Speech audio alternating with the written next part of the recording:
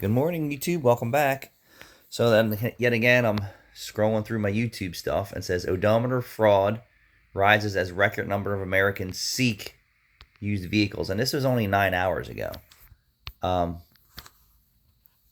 if a record number of Americans are seeking used cars, and that lot on that image there definitely shows me that it's a huge dealership, or a Carvana or a CarMax, or people of that caliber who have that kind of buying power and capability of buying pre-owned cars. And I will tell you, in the old days with analog, meaning the odometer rolled on a gear set, and I will tell you from my experience, I've very rarely heard of that, and I've been in the business since '91 professionally. Now you move into technology where the computer is watching the mileage and the odometer, it's all digitally done. I'm not really sure if that's true or false. I mean, there's probably somebody out there who's hacking odometers because they have the technology to do it. You could send the cluster out and they can make the odometer say whatever you want at some of these places based on someone's input. So they will say, hey, we need a new BCM or ECM or a cluster. You send those out, and then the programming department asks for the VIN number and the current mileage. And if you give them the current mileage, that's what they do. They don't certify what you're saying to them. They don't certify that. They say, okay, here's your rebuilt cluster or your new cluster or your ECM or your BCM, and the mileage is already put in. And then some scan tools, we have to go in there and put the mileage in too.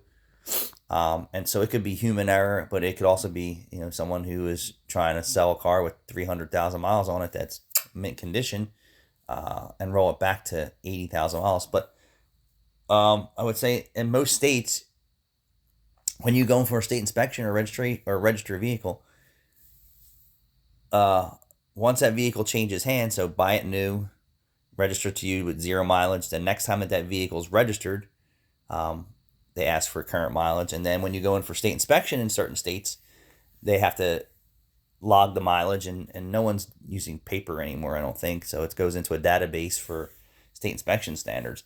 So it's really hard to say that odometer fraud is rising or rises, record numbers in America. I'm just curious to see how far this pans out, and I'm actually shocked that a record number of Americans are seeking pre-owned and used vehicles.